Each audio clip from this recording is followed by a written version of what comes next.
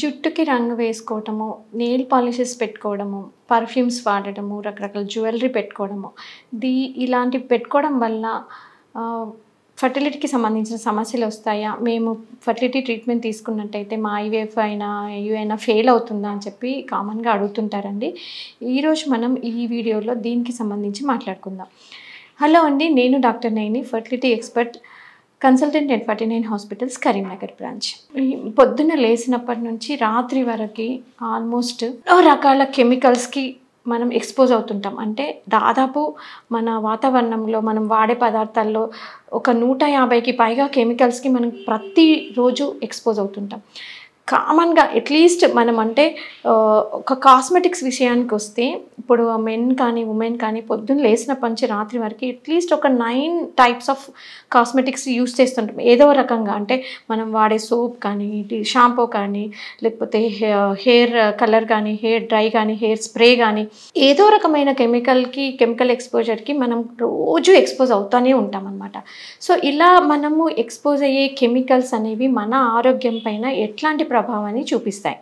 So, ఇవన్నీ రియల్‌గా వీటిలో కరెక్ట్‌గా అంటే కెమికల్స్ అనేవి మన ఆరోగ్యం పైన చెడు ప్రభావం ఉంటుందా? మన ఫర్టిలిటీ సమస్యలు ఏమైనా పెరుగుతాయా? అనేది ఈరోజు మనం మాట్లాడుకుందాం. సో, ఈ వాతావరణంలో మనం ఎక్స్‌పోజ్ అయ్యే ఈ కెమికల్స్‌ని మనం ఒక భాషతో అంటే ఎండోక్రైన్ డిస్రప్టింగ్ కెమికల్స్ అనేవి ఉంటాయి. సో, ఈ కెమికల్స్ అనేవి ఏంటంటే మన హెల్త్ పైన ఎఫెక్ట్‌ని చూపిస్తాయి. ఎలాగా ఎఫెక్ట్ చూపిస్తాయి? మన ఎండోక్రైన్ సిస్టమ్స్ అంటే మన బాడీలో ఎండోక్రైన్ హార్మోన్స్, ఇప్పుడు మన బాడీలో రకరకాల మెటబాలిజమ్స్ అన్నీ జరగాలంటే రకరకాల హార్మోన్స్ పైన అదంతా డిపెండ్ అయ్యి ఉంటుందన్నమాట. సో, మనం ఎక్స్‌పోజ్ అయ్యే ఈ కెమికల్స్ అన్నీ కూడా ఏం చేస్తాయి, మన బాడీలో వెళ్ళి ఆ హార్మోన్స్ ఎక్కడైతే పనిచేస్తాయో అక్కడ ఆ రిసెప్టార్స్‌కి ఇవి అటాచ్ అయిపోతాయి అన్నమాట.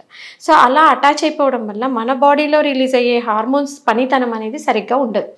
సో, అలా ఉండకపోతే ఆ హార్మోన్స్ చేసే పని అనేది కరెక్ట్‌గా అవ్వనప్పుడు దానికి సంబంధించిన సమస్యలు అనేవి రావడం జరుగుతుంది. సో, అలాగే రిప్రొడక్టివ్ సిస్టమ్‌లో అంటే ఇప్పుడు ఈస్ట్రోజన్ అనే హార్మోన్స్, ఈ హార్మోన్స్ ఎఫెక్ట్ అనేది, పనితీరు అనేది కరెక్ట్‌గా లేకపోయినట్టయితే మన రిప్రొడక్టివ్ సిస్టమ్ పైన ఎఫెక్ట్ అనేది ఉండి ఓవులేషన్ పైన, అండం యొక్క క్వాలిటీ పైన, స్పెర్మ్ ప్రొడక్షన్ పైన, వీటన్నిటిపైన ఈ ఎఫెక్ట్ అనేది ఉంటుందన్నట్టు. సో, ఏం కెమికల్స్ మరి వీటి గురించి మనం ఎలా తెలుసుకోవడము?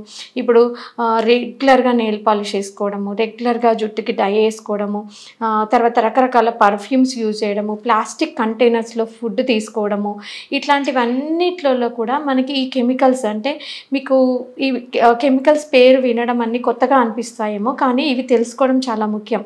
సో, ఏ కెమికల్స్ అంటే రెగ్యులర్‌గా మనం చూస్తే పారాబెన్ అనే ఒక కెమికల్ ఉంటుంది. ఇది షాంపూస్‌లలో ఉంటుంది. తర్వాత థాలేట్స్ అని అంటారు. ఈ థాలేట్స్ అనేవి మనం యూజ్ చేసే నెయిల్ పాలిష్ వీటన్నిట్లలో ఉంటాయన్నమాట. తర్వాత ఈ లెడ్ అనేది లిప్స్టిక్‌లో ఉంటుంది కామన్‌గా. ఆ తర్వాత మెర్క్యూరీ అనేది మనం యూజ్ చేసే ఐ షాడోస్‌లో వీటిలలో ఉంటుంది. సో, ఇంకా పాలీక్లోరినేటెడ్ బైఫినాల్స్ అని, బిస్ఫినాల్ ఏ అని, ఇలా రకరకాల కెమికల్స్ అనేవి మనం యూజ్ చేసే రెగ్యులర్‌గా యూజ్ చేసే రకరకాల పదార్థాలలో, ఈవెన్ మనం తీసుకునే ఆహార పదార్థాల్లో, ప్రిజర్వేటివ్స్‌లలో కూడా ఇలాంటి కెమికల్స్ అనేవి ఉంటాయన్నమాట. సో, దీని గురించి చాలా ఎక్స్‌పెరిమెంట్స్ కూడా జరిగాయన్నమాట. సో, రియల్‌గా ఈ కెమికల్ ఇప్పుడు నెయిల్ పాలిష్ చేసుకున్న వాళ్ళలో ఐవీఎఫ్ చేస్తే ఫెయిల్ అవుతుందా? ఇట్లా చూస్తున్నట్టయితే దానికి దీనికి పెద్దగా మీకు రిలేషన్ ఉండకపోవచ్చు, కానీ క్రానిక్‌గా మనం ఇలాంటి కెమికల్స్‌కి ఎక్స్‌పోజ్ అవ్వడం వల్ల మన బాడీలో రిలీజ్ అయ్యే హార్మోన్స్ పైన ప్రభావం చూపెట్టి దాని ద్వారా మనకి ఎగ్ క్వాలిటీ పైన, స్పెర్మ్ క్వాలిటీ పైన ఎఫెక్ట్ అనేది ఉండొచ్చన్నమాట ఈ పర్ఫ్యూమ్స్‌లో. సో, మీరు ఏ రకమైన ప్రోడక్ట్స్ తీసుకోవాలనుకున్న కాస్మెటిక్స్, దానిపైన మీరు వాటిలో ఉండే ఇంగ్రీడియంట్స్ ఏంటి అనేది గమనించుకోవాలన్నమాట. సో, ఆ సేఫ్టీ కెమికల్స్ ఏమేమైతే ఉన్నాయో, ఏవేవి మన బాడీకి టాక్సికో అనేది మీరు తెలుసుకున్నట్టయితే ఆ రకమైన పదార్థాలని మీరు అవాయిడ్ చేయొచ్చు. ఇప్పుడు మనకి ఏంటంటే ఎఫ్‌డీఏ అంటే ఫుడ్ అండ్ డ్రగ్ అడ్మినిస్ట్రేషన్ వాళ్ళు కూడా వీటన్నిటిపైన వాళ్ళకి ఉంటుందన్నమాట, కంట్రోల్ ఉంటుంది.